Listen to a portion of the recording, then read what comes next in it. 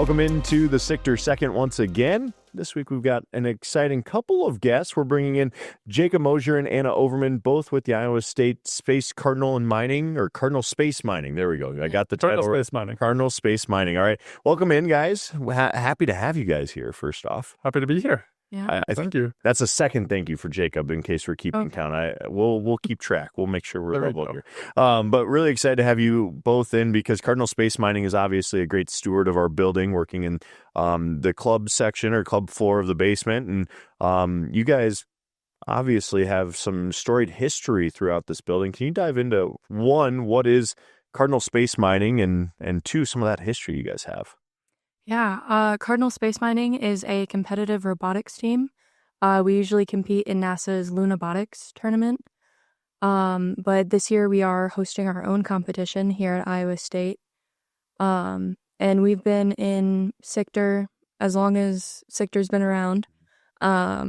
We, like you said, we have the shop here in the basement, and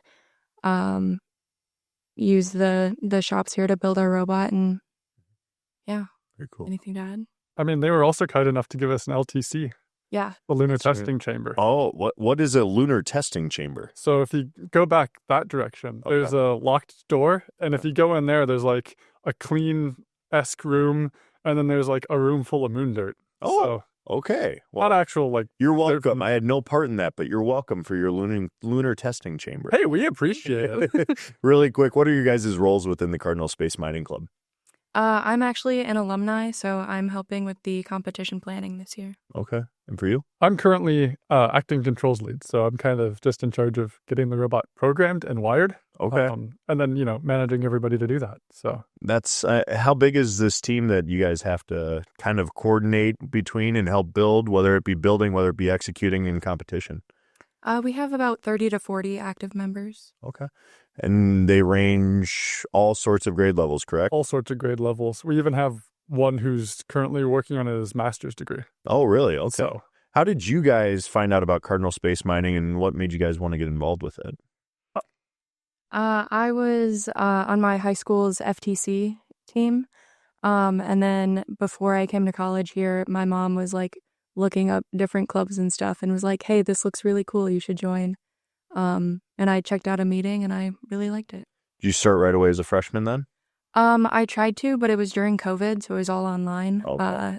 But I actively got involved my sophomore year. Okay. And for you, Jacob? I have a similar story. I came to ISU and I was like, for freshman orientation, and they had a thing where, set up a bunch of clubs, and I walked around and, cool robots, cool rockets.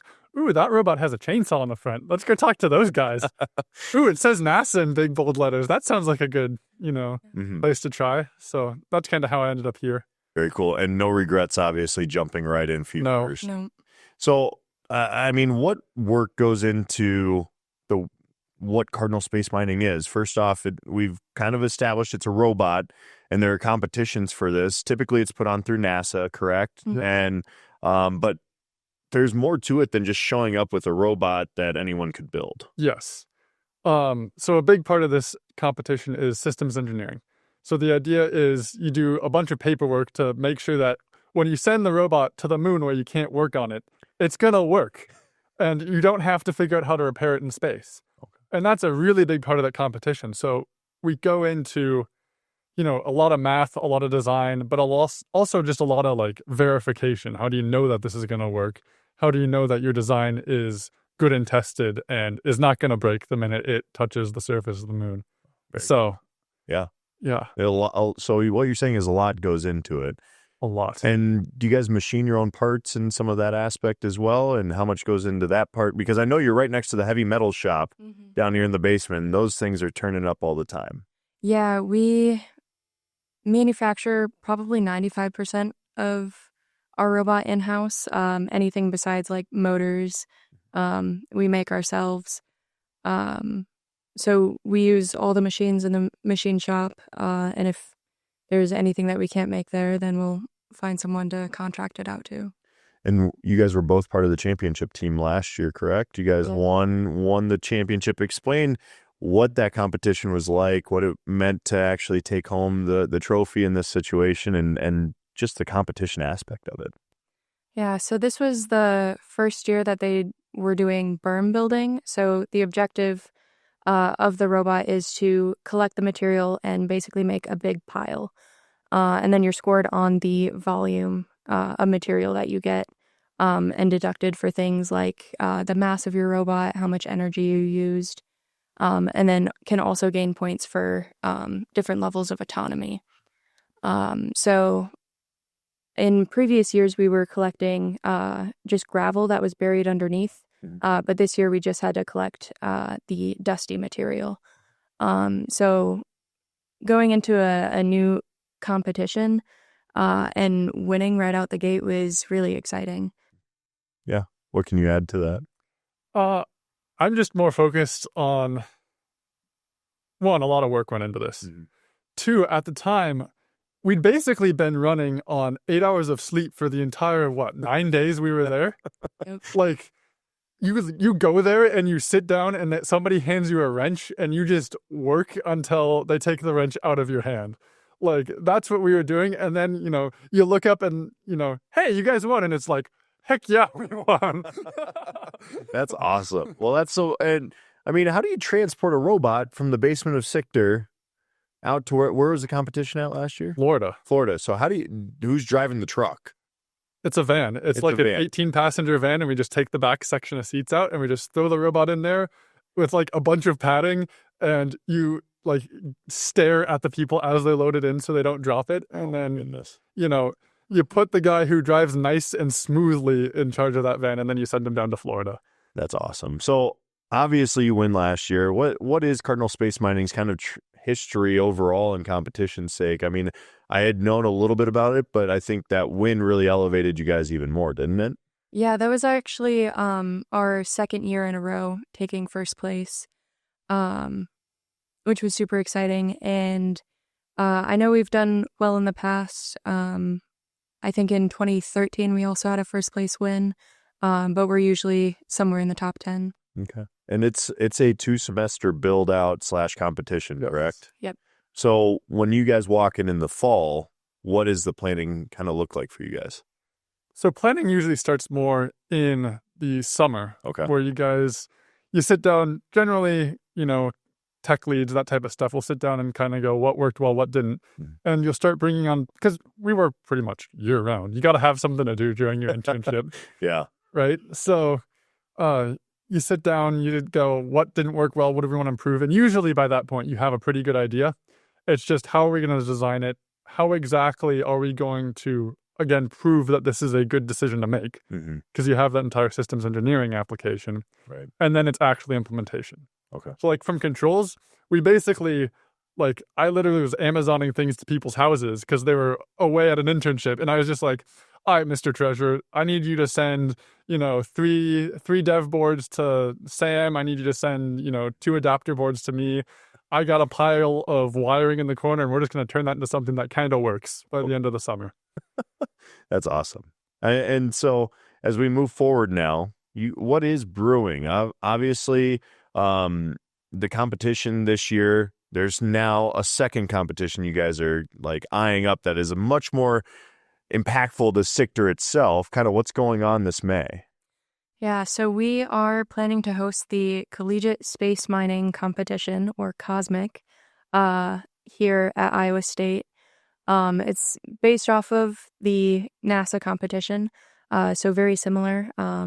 It's just we invited a lot of the teams that weren't able to go down to Florida this year to still have an opportunity to compete and show off their skills. Cool. What was the response from the other schools that didn't get that NASA invite but are able to make it over for this? So we haven't officially, done any of this, but we had interest forms. We're like, hey, who would be interested in, coming to our competition if we were to throw something together? And it was pretty much overwhelmingly positive. We figured out just by the amount of time we have, we can only get 15 teams through. And that's pretty much the amount of teams that are begging for something. So It's been overwhelmingly positive. So what have you guys had to do to make this kind of inch closer to becoming a reality step by step? We've worked a lot with conference planning and management to try and figure out how to host a competition here and getting building reservations and everything. And right now we're still waiting for the event authorization to get the green light to actually finish our planning here. But Very cool. And I mean, it's a full-on process based off of what I've been communicated and based off what I've been told. I mean, it's not like it's just any old dirt that you haul into a space. You have to have the proper materials and everything, correct? Yeah, so you have to,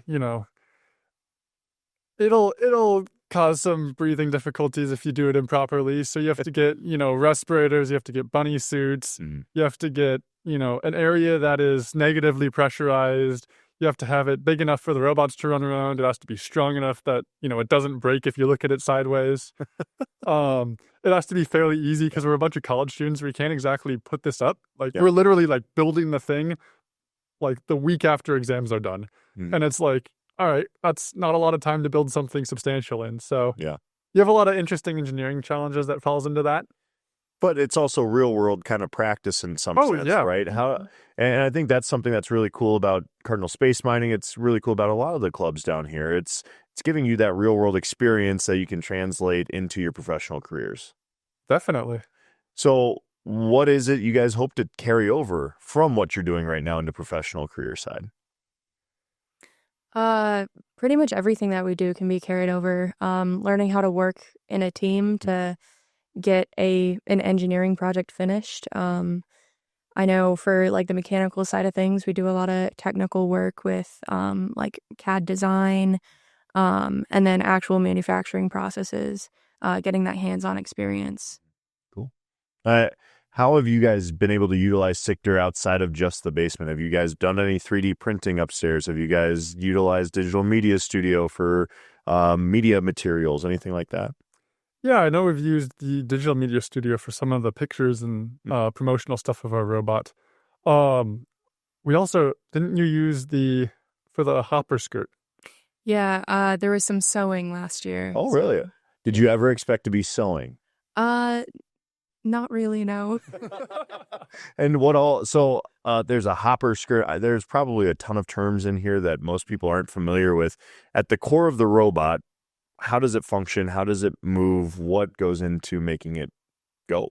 Yeah, so there's 3 main subsystems on the robot. There's the bucket ladder at the front, which is just this big belt with a bunch of buckets on it that will spin and dig into the ground and then throw material into the next subsystem, which is the hopper, which is a big box, but the bottom of it is a conveyor belt.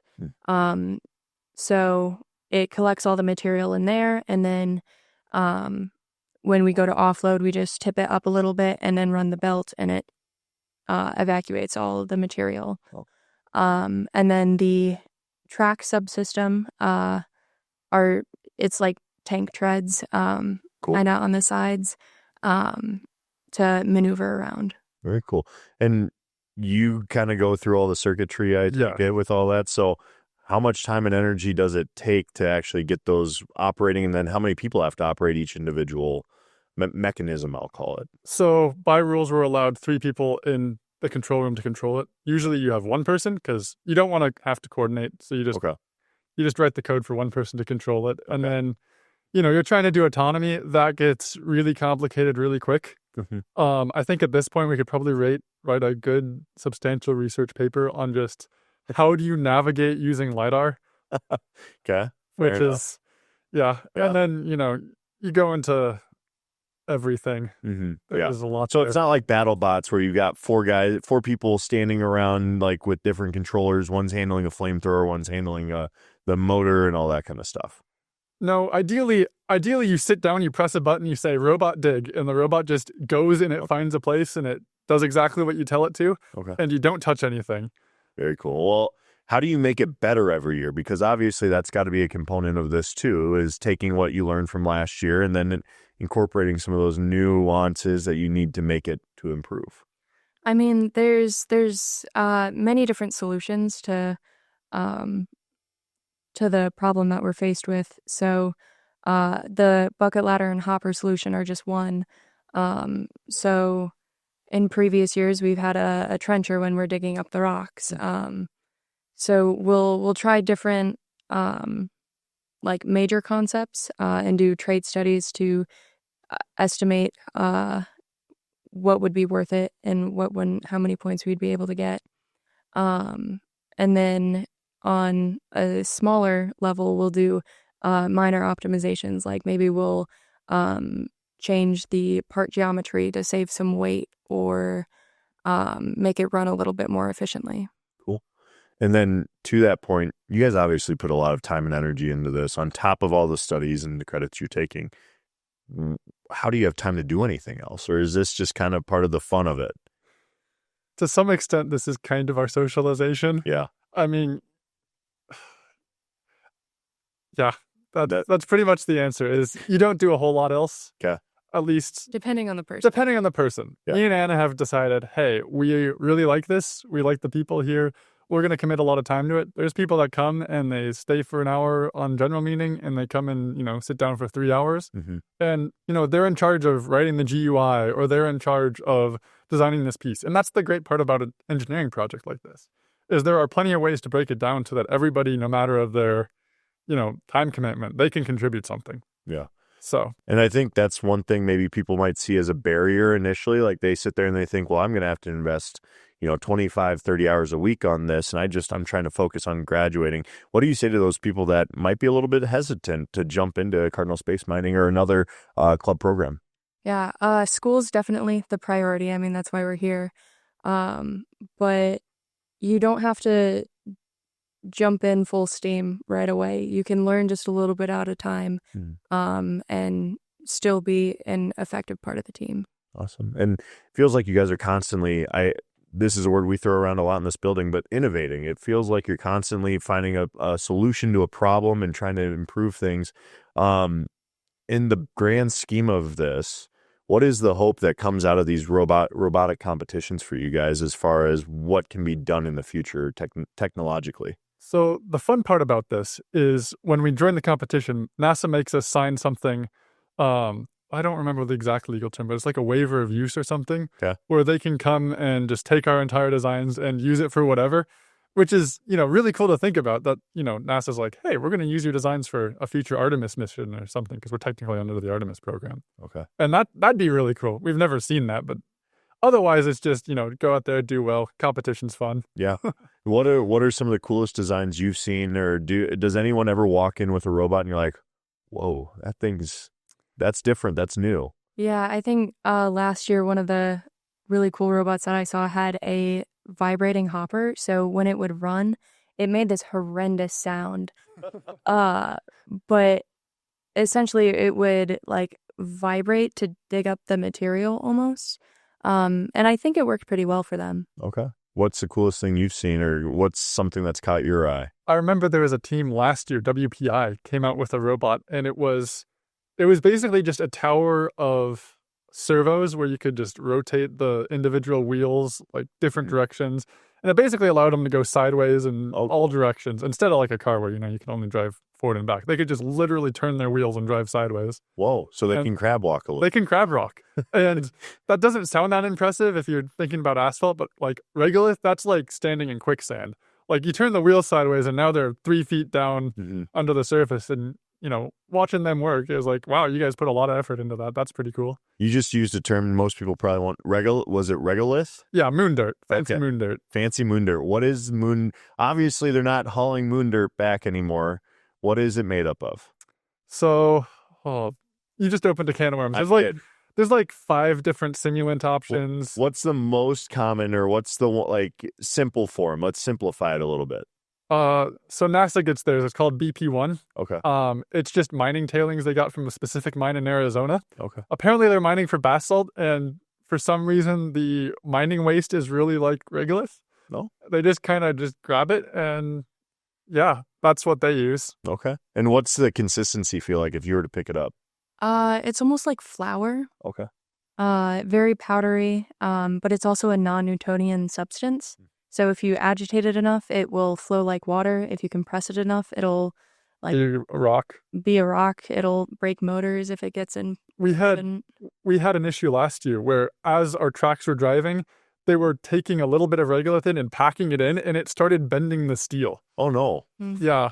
So it solidified that much where it could actually, wow. Yeah.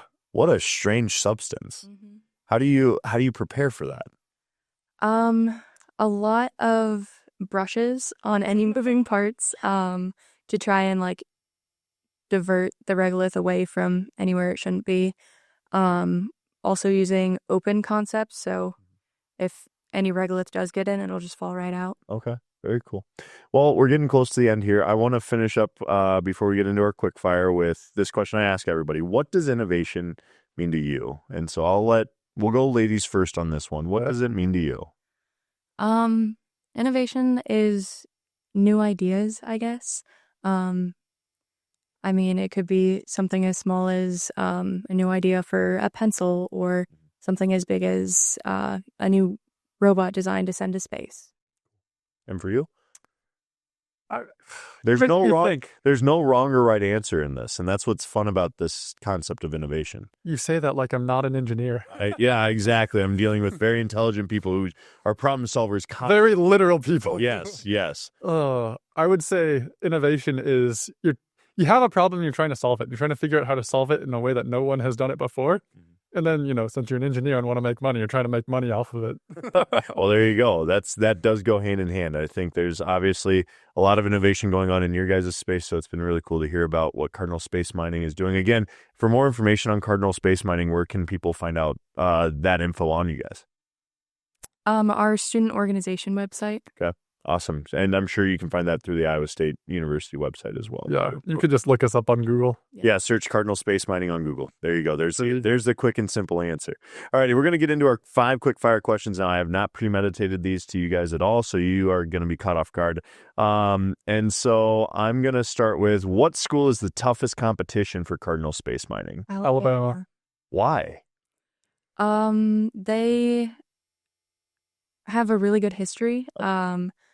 They are also the only other school that has a lunar testing chamber themselves. Okay. Which is a huge benefit to any team. Okay. You guys did not hesitate on saying Alabama. They took first place from 2013 until we took first place 2 years ago. Wow. So we were the ones to break their streak. And there's a little bit of friendly rivalry there. Yeah. Okay. Side note, on non-quickfire question, what's the rivalry like? Is there sports rivalry-esque feelings around some of the schools? Yeah. Oh, Yeah. Okay. I mean, but one of the cool things about a robotics competition is that you're all there for friendly competition. So you're there to help each other, and like if anybody like breaks apart or needs something, then like 10 teams will come and give them what they need. That's really So there is rivalry, but also like we're nice about it. It's kind of like having a kidney or having a sibling in some sense. Yeah. No way you're sharing your cereal with them, but if they need a kidney, you got two. Right. So you might as well share the kidney with them. Yeah. Right? Awesome. Well, I love that. What's the best snack that keeps you going in a long work day? Anything caffeinated. Anything? Yeah. Okay.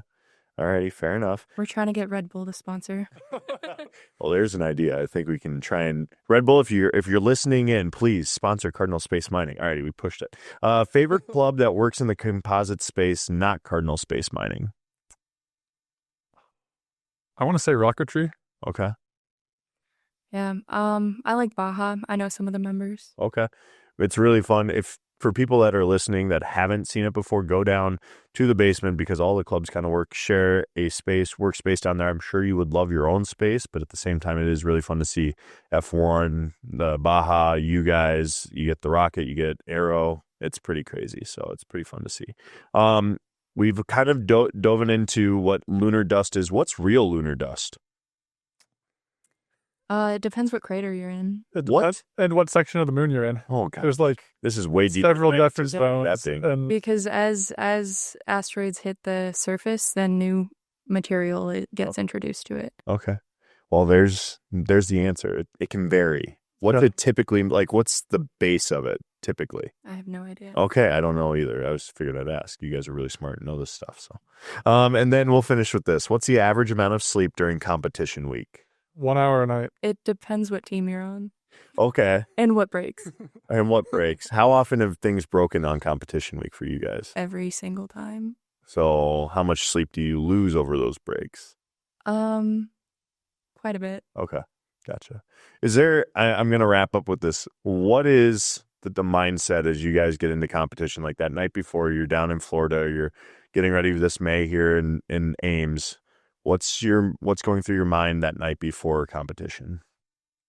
It's a very unique feeling. Mhm. You go into competition and you have your robot and it's ready, and you send it out into competition and it immediately, like, without fail, explodes and catastrophically fails. And then you're like, dang. Yeah. And so now you're, scrabbling to throw it back together.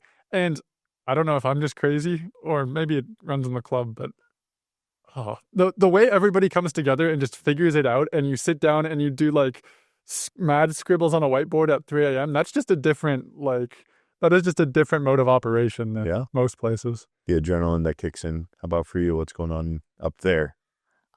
Usually just planning for the next day, figuring out when we need to be up, when we need to be out the door. Mm-hmm. You seem very calm and mild demeanored compared to the random scribbles going on the whiteboard. Do you get random scribble going too? Oh yeah, it happens. Okay. She's just on good behavior right now. Yep. Well, thank you guys so much. It really has been a pleasure to have you guys on, and I'm excited to see what kind of comes to life here in May with SICTR and hosting hopefully a really cool competition with Cardinal Space Mining. Anything I missed or anything you guys want to add about Cardinal Space Mining? Come join us. It's a lot of fun. We'll take you and teach you pretty much whatever you need to know. So perfect. Well, we'll be right back here on the SICTR Second after a quick message from our friends at LAS. Have you ever wanted to step into the shoes of a shark? Well, now is your chance. The Start Something LAS Academy and LAS Career Services invite you to Charcuterie Connections, a Shark Tank-style event where you can judge pitches from startup companies, gain insights from founders, and enjoy charcuterie. Join us on Tuesday, April 1st from 6 to 7 p.m. in the Student Innovation Center's first floor multi-purpose space for an evening of innovation, inspiration, and of course, charcuterie. This event is open to all, so register now by visiting startsomething.las.iastate.edu and checking out our events calendar. See you there. That'll put a wrap here on the SICTR Second. Thanks so much for joining us. We'll see you in our next episode.